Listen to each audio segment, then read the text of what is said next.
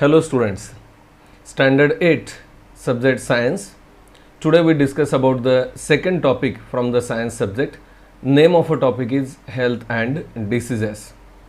In this topic we discuss about the information regarding our health and the diseases. So the types of diseases, their symptoms and the treatment given on them that we discuss in brief in this topic.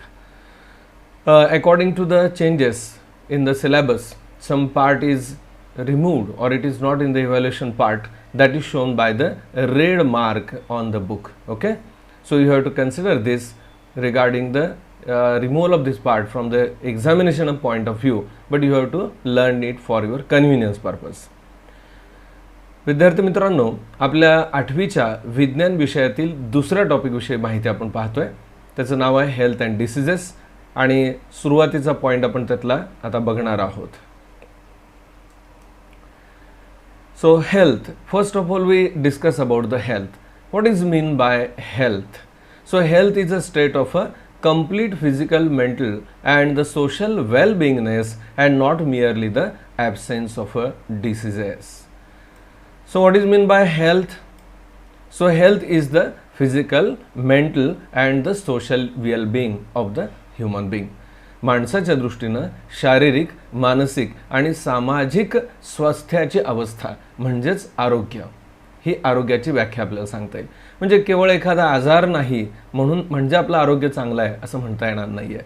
तर शारीरिक, मानसिक आणि सामाजिक दृष्टीनं आपण स्वस्थ असेल तरच आपलं आरोग्य चांगलं आहे असं आपण म्हणू शकतो. त्यानंतर डिसीज म्हणजे काय याविषयी आपण बघूयात. डिसीज, ज्याला आपण मराठीमध्ये आजार असं म्हणतो. So collection of disturbances, condition of disturbances in physiological or the psychological process of the body is called as a diseases. So disease is nothing but the condition, and in this condition there are disturbances in the physical and the psychological processes of the body. So each disease is having its own specific symptoms. Different kinds of diseases are there, and according to type of a disease the symptoms are also get changed. So first of all in this topic we discuss about the types of diseases. या topic मध्ये आपण पहिल्यांदा आजारांचे जे प्रकार आहेत, types आहेत त्याविषयी माहिती पाहणार आहोत. You must have heard the names of various diseases like diabetes, common cold, asthma, down syndrome, heart disease etcetera. आपल्या दैनंदिन जीवनामध्ये आपण अनेक प्रकारच्या डिसीजेसची नावं ऐकतो. कोणकोणते डिसीजेसबद्दल आपण नावं ऐकलेली आहेत आतापर्यंत? डायबिटीस आहे माहीत आपल्याला, देन कॉमन कोल्ड, अस्थमा ज्याला आपण दमा असं म्हणतो, त्यानंतर डाऊन सिंड्रोम हे आजाराचंच नाव आहे, हार्ट डिसीजेस, ओके, हे आपल्याला माहीत आहे. So reasons and symptoms of all the diseases are different. So one thing we have to remember here, as the diseases get changed the symptoms are also get changed, or in another words we can say different diseases are showing the different symptoms. To bring coordination in the scientific study of disease and diseases are classified as follows. शास्त्रीय दृष्ट्या या डिसीजेसचा अभ्यास करण्यासाठी पहिल्यांदा या डिसीजेसचं classification कसं करायचं आहे किंवा केलं जातं हे आपण पाहणार आहोत. See the chart, this shows the types of diseases. So the total diseases which R classified or grouped into groups. So the first group that is according to the duration and the second one that is according to the reasons. म्हणजे आजाराचे किंवा डिसीजेसचे दोन प्रकार केलेले आहेत. पहिला आहे according to duration. So what is mean by duration? कालावधी. काही आजार होतात आणि पटकन बरे होतात, तर काही आजार खूप कालावधीपर्यंत चालतात. तर कालावधीचा विचार करून, ड्युरेशनचा विचार करून एक गट केला जातो. And the second one according to reason. Reason म्हणजे कारण, कोणत्या कारणानं आजार झालाय. ठीक आहे, हे दोन प्रकार आहेत. Now from the duration two types are there, that is the chronic diseases and the acute diseases. Chronic म्हणजे जे गंभीर आजार आहेत ते असे आजार किंवा खूप कालावधीपर्यंत चालणारे, आणि ॲक्यूट म्हणजे अतिशय गंभीर स्वरूपाचे, सिरियस असे आजार. त्यानंतर आपण अकॉर्डिंग टू रिझन्समध्ये दोन प्रकार आहेत, ते म्हणजे हेरिडिटरी डिसीजेस आणि दुसरा प्रकार आहे acquired diseases. Hereditary diseases means the diseases which are transmitted from one generation to next generation or from parents to the offsprings. एका पिढीकडून दुसऱ्या पिढीकडे जाणारे आजार, आई वडिलांच्याकडून मुलांकडे जाणारे आजार म्हणजे हेरिडिटरी डिसीजेस. त्याचं एक्झाम्पल बघा, डाऊन सिंड्रोम. दुसरा जो प्रकार आहे ॲक्वायर्ड डिसीजेस. टू ॲक्वायर म्हणजे प्राप्त करणे, मिळवणे. काही कारणानं हे आजार आपल्याकडं येतात, अनुवंशाचा संबंध नसतो. ठीक आहे. आता ॲक्वायर्डमध्ये परत दोन प्रकार आहेत, infectious diseases and non infectious diseases. म्हणजे संसर्गानं होणारे आजार आणि संसर्गाचा काहीही संबंध नाही असे आजार.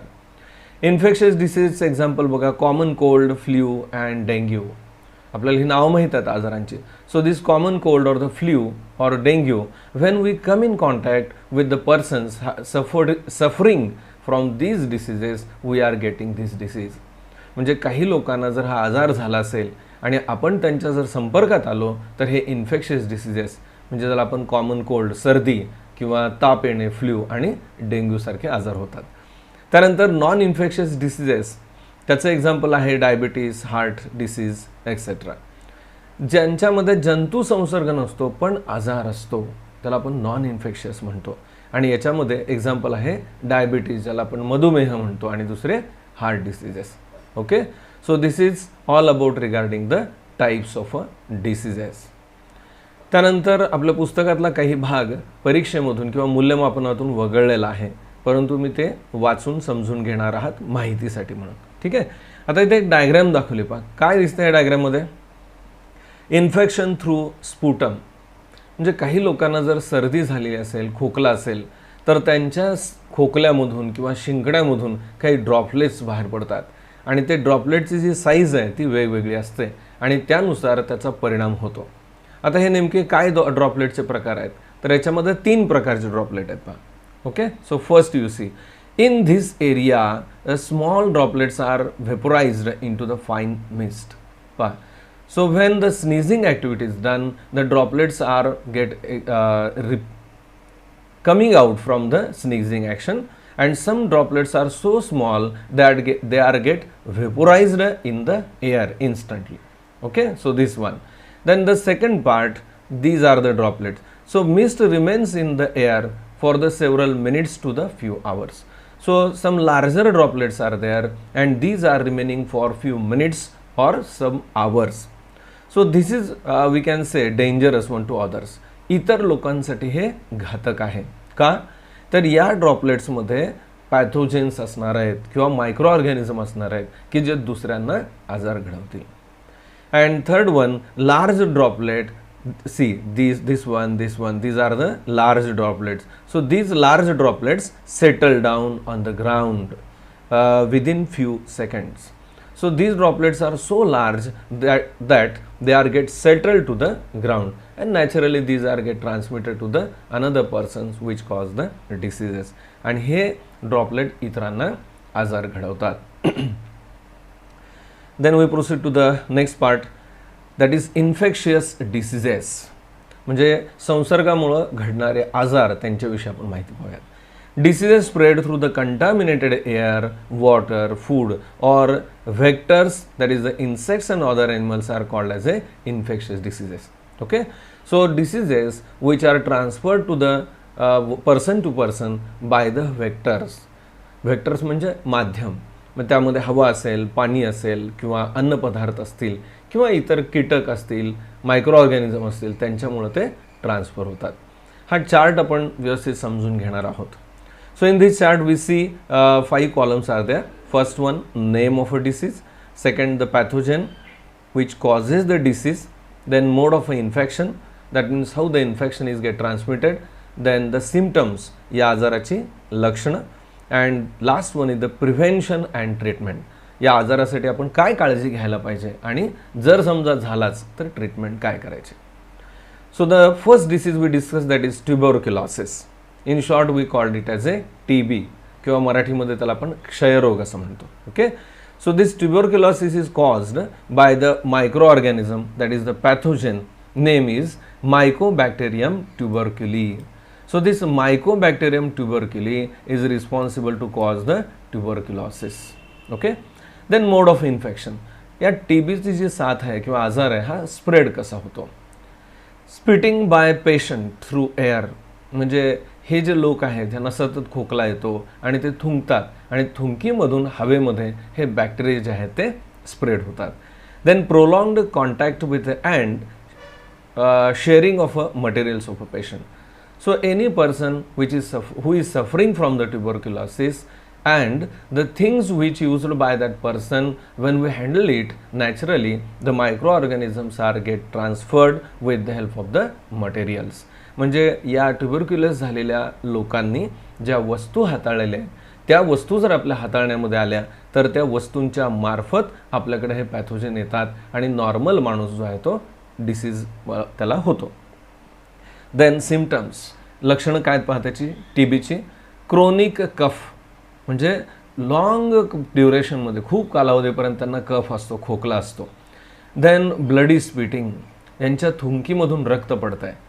देन इमॅसिएशन, डिफिकल्ट ब्रिदिंग, त्यांना श्वासालाही त्रास होतो, असं डीप खोकून त्यांना खूप त्रास होतो कंटिन्युअस, ही त्याची काही लक्षणं आहेत. देन प्रिव्हेन्शन अँड ट्रीटमेंट, याच्यावरती उपचार काय. BCG व्हॅक्सिन, तुम्ही ऐकलं असेल पहा, लहान बाळांना व्हॅक्सिनेशन करतात, लस देतात, तर त्यातली BCG लस आहे ही लस या ट्युबरक्युलोसिस कंट्रोलसाठी दिली जाते. Then isolation of a patient, isolation त्याला मराठीमध्ये आपण विलगीकरण असं म्हणतो, म्हणजे ज्यांना हा आजार TBचा झालेला आहे या लोकांना वेगळं ठेवायचं आजार बरा होईपर्यंत. Then regular medication like DOT, या लोकांना विशिष्ट प्रकारच्या गोळ्या दिल्या जातात, त्यांना डॉट या कॅटेगरीमध्ये समावेश केला जातो. तर या गोळ्यांचा जर वापर केला काही कालावधीपर्यंत ह्या दिल्या मेडिसिन तर ते पूर्ण बरे होतात. So this is all about regarding the tuberculosis. Second we discuss about the hepatitis. Hepatitis that is jaundice, ज्याला मराठीमध्ये आपण कावीळ असं म्हणतो. ठीक आहे. So how this hepatitis occurs? Name of pathogen is the hepatitis virus A, B, C, D and E. So different kinds of the hepatitis viruses are there like A, B, C, D and E. काविळीचे व्हायरसमुळे कावीळ होते आणि या व्हायरसचे वेगवेगळे 5 प्रकार आहेत. Okay. So how it is transmitted. Contaminated water, sharing of needles, blood transfusion etcetera. जे पाणी आहे आपण पितो ते पाणी जर दूषित असेल तर असं दूषित पाणी प्यायल्यामुळं कावीळ किंवा हेपॅटायटिस होत आहे. दुसरं आहे शेअरिंग ऑफ निडल्स, म्हणजे काही वेळेला दवाखान्यात गेल्यानंतर जे इंजेक्शन दिलं जातं आणि ह्या इंजेक्शन एका पेशंटला दिलेली जर सुई जर दुसऱ्याला वापरली तर त्यामार्फतसुद्धा हे इन्फेक्शन ट्रान्समिट होऊ शकतं. तुम्ही पाहत असाल की सध्या डॉक्टर इंजेक्शन देताना एका पेशंटला इंजेक्शन दिल्यानंतर ते सिरेंज फेकून देतात, डिस्पोजेबल सिरिंज आहे, आणि दुसऱ्या पेशंटसाठी नवीन सिरिंज घेतलं जातं. पूर्वी असं केलं जात नव्हतं. एकच सिरिंज जे आहे, सुई जे आहे ते परत परत गरम पाण्यात उकळून रिपीट वापरली जायची, पण त्याच्यामध्ये कंटॅमिनेशनचा चान्स होता म्हणून ती पद्धत आता वापरली जात नाही. ब्लड ट्रान्सफ्युजन म्हणजे काही वेळेला काही लोकांना आजारावरती उपाय म्हणून रक्त द्यावं लागतं, रक्त भरावं लागतं, आणि हे जे रक्त घेतलेलं आहे हे दुसऱ्या व्यक्तीचं असतं आणि ती व्यक्ती जर हिपॅटायटिस किंवा काविळीनं बाधित असेल तर ते मायक्रो ऑर्गॅनिझम्स हिपॅटायटिस व्हायरस जे आहेत ते ब्लड मार्फत नॉर्मल माणसाला येतात आणि त्यालाही आजार होऊ शकतो.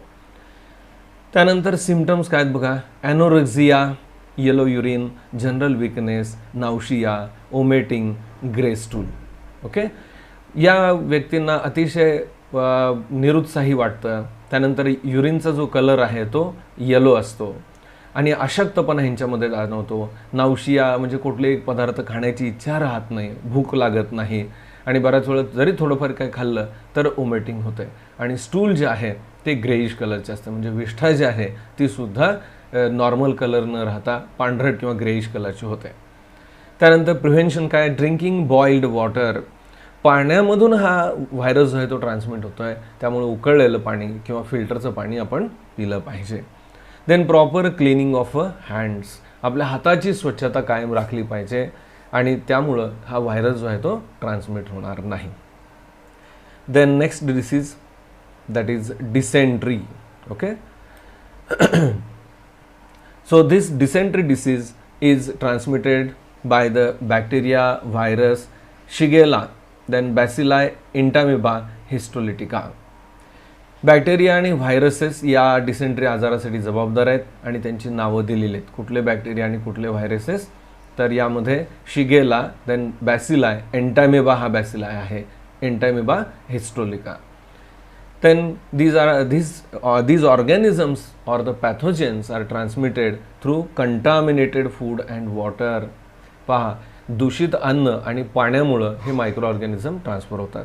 मित्रांनो, बऱ्याच वेळेला आपल्या लक्षात येत आहे की आजार ट्रान्समिट व्हायला मुख्य कारण काय आहे, तर आपण जे पाणी पितो किंवा अन्नपदार्थ खातो हे जर दूषित असतील तर त्याचा आपल्याला अपाय होतो.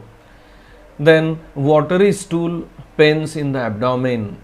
याची लक्षणं काय आहेत डिसेंट्रीची? पहिली गोष्ट म्हणजे जे विष्ठा आहे ते अगदी पाण्यासारखे असते, स्टूल. त्यानंतर पेन्स इन ॲब्डॉमेन, पोटामध्ये दुखत असतं, पोट दुखणं हे एक सिम्पटम्स आहेत. ह्याला काय खबरदारी घ्यायला पाहिजे? Drinking of boiled water, proper storage of food, ORS consumption. Okay, पाणी जे आहे ते उकळलेलं पाणी पिलं पाहिजे. त्यानंतर अन्नपदार्थ सुरक्षित पद्धतीनं साठवले पाहिजेत. आणि ORS म्हणजे तुम्ही याची माहिती घेतलेली अगोदर.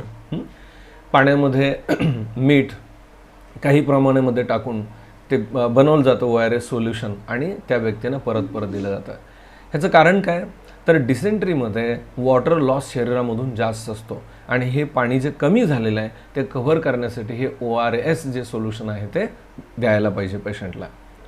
Then next disease that is the cholera. Cholera आपण नाव ऐकलं असेल नक्की. So this is cause by the Vibrio cholerae. हे बॅक्टेरियम आहे. बॅक्टेरियाचं नाव काय? Vibrio cholerae. Contaminated food and water.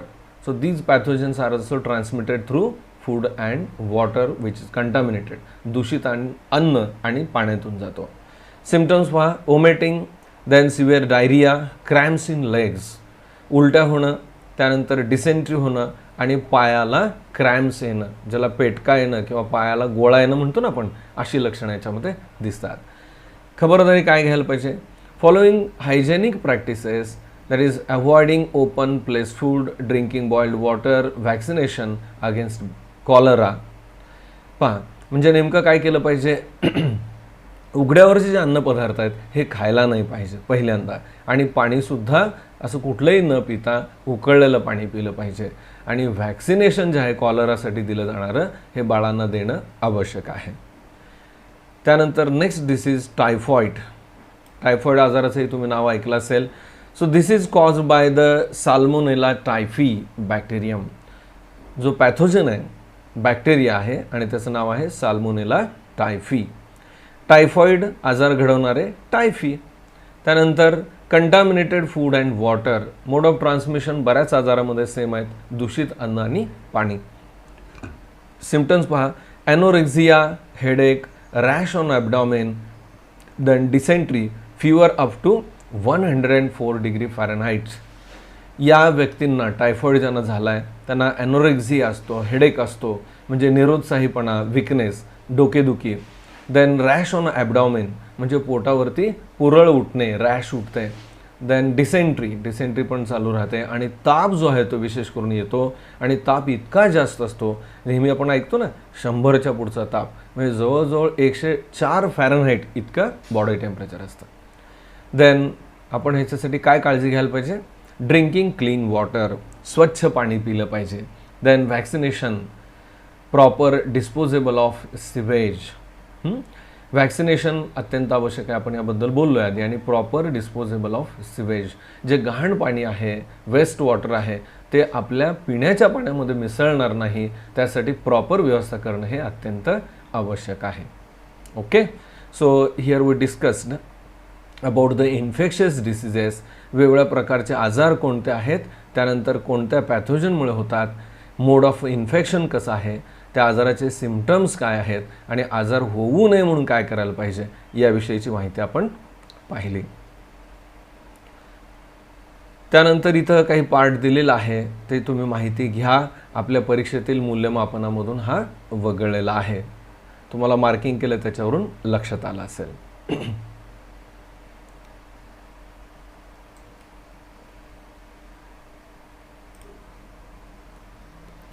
So the next point is some important diseases of present days.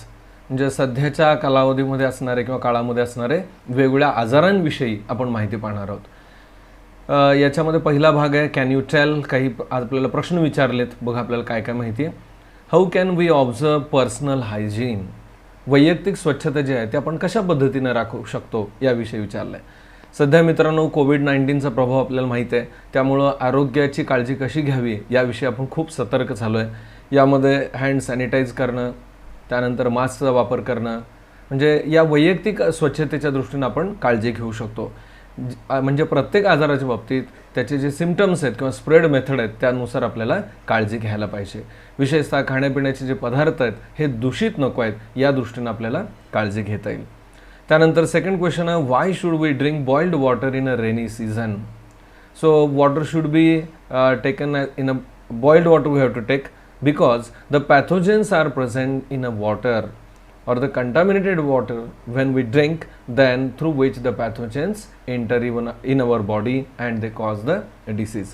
विशेषतः पावसाळ्यामध्ये जे पाणी असतं त्या पाण्यामध्ये वाहत आलेले जे पाणी पावसाचं आहे त्याच्यामध्ये पॅथोजन्स असतात आणि आजार होण्याची शक्यता वाढते. म्हणून खास करून पावसाळ्यात तरी किमान हे उकळलेलं पाणी थंड करून आपण पिलं पाहिजे. Why the clean hands drive is run in the school.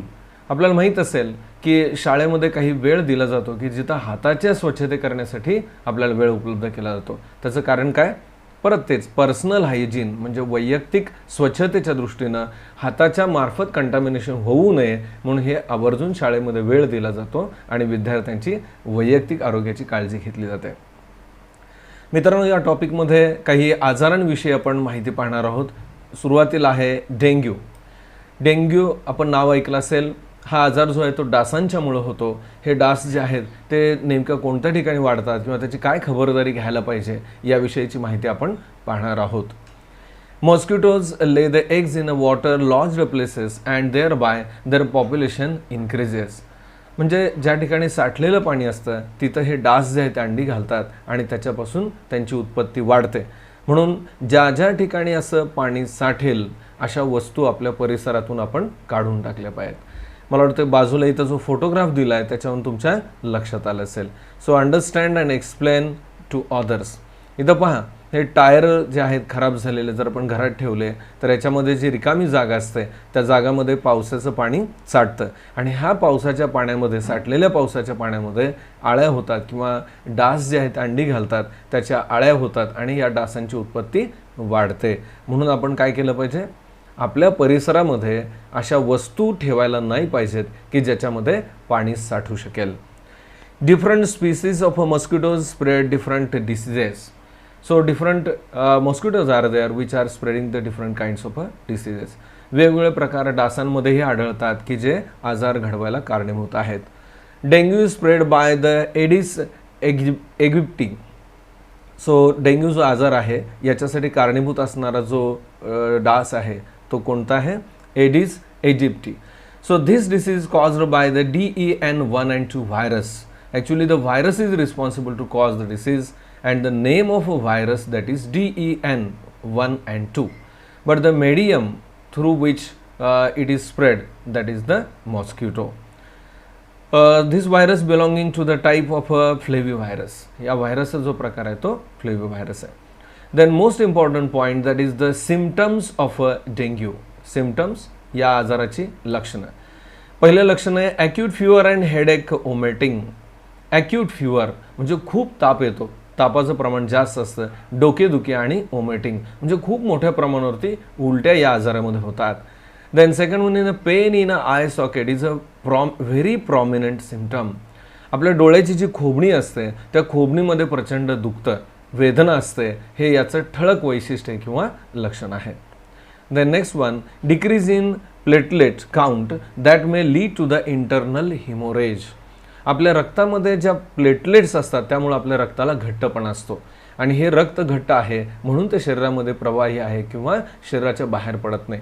पण जर या आजारामध्ये लक्षण असं आहे की या रक्तातल्या प्लेटलेट्स कमी होतात म्हणजे रक्ताचा घट्टपणा कमी होतो म्हणजे रक्त पातळ होतं आणि त्याचा परिणाम म्हणून शरीरामधून काही ठिकाणातून रक्त बाहेर येऊ शकतं, ज्याला हिमोरेज असं म्हणतात, इंटरनल हिमोरेज, म्हणजे अंतर्गत रक्तस्राव होतो. म्हणजे हा एक मोठा प्रॉब्लेम किंवा लक्षण हे डेंग्यूच्या बाबतीत आढळत आहे.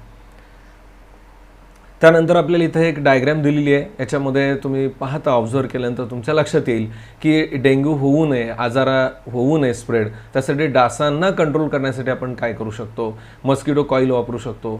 जे कंटेनर्स असतील ते झाकून ठेवले पाहिजेत, प्यायचं पाणी झाकून ठेवलं पाहिजे. कूलर वगैरे असेल तर त्याची स्वच्छता केली पाहिजे. हातापायांची स्वच्छता करणं, पाणी साठवून न देणं, अशा वेगवेगळ्या प्रकारचे लेबल तुम्ही इथे भरू शकता आणि ते पूर्ण करायचं आहे. Then we discuss about the second disease, that is the swine flu. Reasons of infection.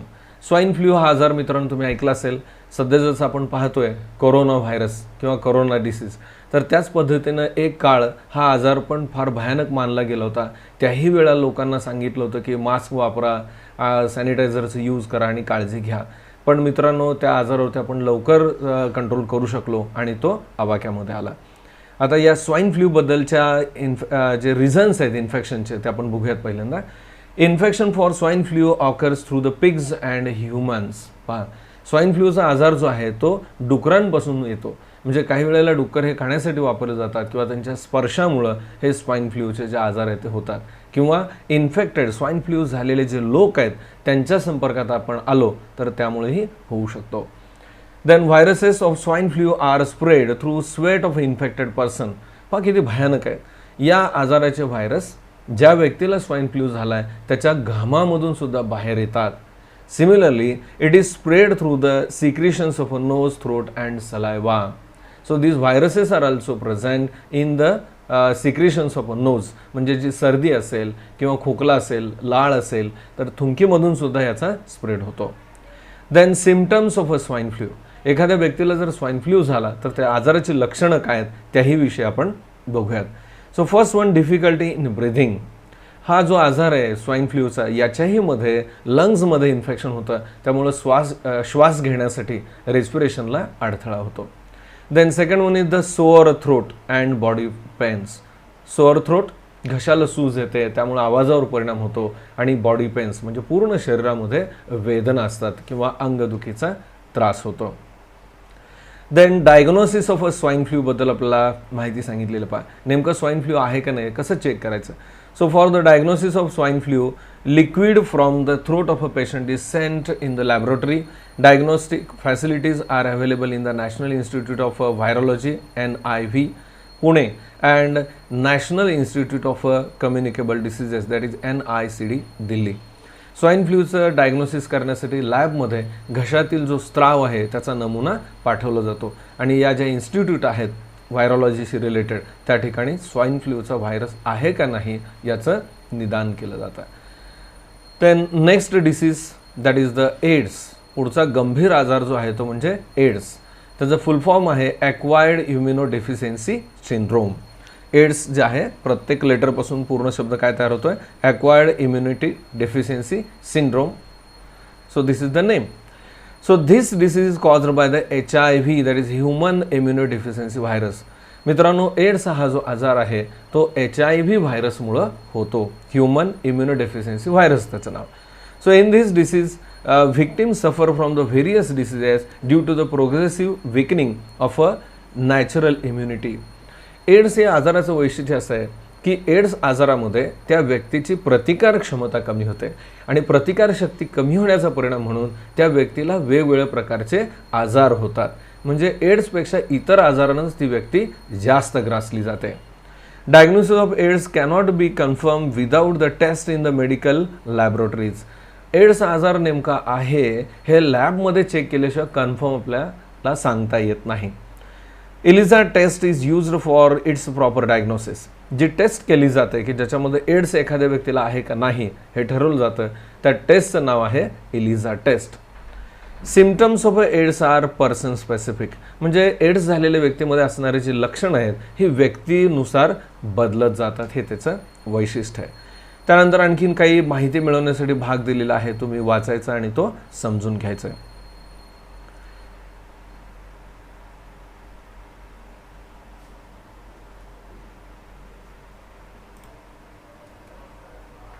Then infections through animals. See the disease, next one, that is rabies. So this rabies disease is transmitted through the animals. आपल्याला माहित आहे rabies हा आजार जो आहे तो बऱ्याच वेळेला कुत्रं चावल्यामुळे होतो किंवा कुत्रं चावल्यानंतर होणारा आजार, यासाठी रेबीज हा प्रसिद्ध आहे. So this is a viral disease. हा जो रेबीज आजार आहे किंवा डिसीज आहे हा व्हायरसमुळे होतो. It occurs due to the bite of the infected dog, then rabbit, monkey, cat etcetera. फक्त कुत्रं चावल्यानंतरच रेबीज होतो असं नाही आहे, तर ज्या इतर प्राण्यांमध्ये सुद्धा हा व्हायरस आढळतो. उदाहरणार्थ आता इथं नाव दिलं त्यामध्ये डॉग, देन रॅबिट सशामुळं किंवा मंकी माकड किंवा मांजर या प्राण्यांच्या आपण संपर्कात आलो, त्यांच्या लाळेचा संपर्क जर आला किंवा त्यांच्या चावण्यामुळं हा आजार जो आहे तो ट्रान्समिट होतो. Viruses enters the brain via the neurons. Actually या व्हायरसचा जो अटॅक आहे तो आपल्या नर्वस सिस्टीमला असतो आणि हे व्हायरसेस त्यांच्या चावण्यातून लाळेमधून रक्तात मिसळले जातात आणि ब्लड थ्रू ते ब्रेनपर्यंत जातात, आपल्या नर्वस सिस्टीमवरती ॲफेक्ट करतात. Hydrophobia is one of the important symptom of this disease. या आजाराचं एक वैशिष्ट्य हायड्रोफोबिया म्हणजे पाण्याची प्रचंड भीती त्या लोकांना वाटते. पाण्याबद्दलची वाटणारी भीती हे एक त्याचं लक्षण आहे. In this case, the victim shows extreme fear for water, just I have said. So when the persons in coming in front of the large quantity of water, they are get feared. मोठ्या पाणी जे आहे त्या साठ्यासमोर आलं की त्या लोकांना भीती वाटते. Rabies is a fatal disease. हा आजार फार भयानक आहे. फॅटल म्हणजे जीव घेणं आहे, प्राणघातक असा आजार आहे. However, fatality can be prevented by timely vaccination before onset of the symptoms. म्हणजे एखाद्या व्यक्तीला जर कुत्रा चावला असेल तर त्याच्यामध्ये इन्फेक्शन आहे का नाही ह्याच्यापेक्षा ज्या व्यक्तीला कुत्रा चावला आहे त्याच्यासाठी जे व्हॅक्सिन्स अवेलेबल आहेत, म्हणजे कुत्र्या चावल्यानंतरची लस आपण ऐकलं असेल, हे जर इंजेक्शन घेतले तर साहजिकच त्या व्हॅक्सिनमुळं हा आजार होत नाही. Then symptoms start to appear within 90 to 175 days of a dog bite. एखाद्या व्यक्तीला जर कुत्रा चावला तर त्यानंतर हा रेबीज होण्यासाठीचा जो कालावधी आहे, आजार लक्षण दिसण्याचा, हा खूप मोठा आहे आणि हे जास्त असणं घातक आहे. कारण हा आजार झालाय का नाही हे लक्षात येत नाही.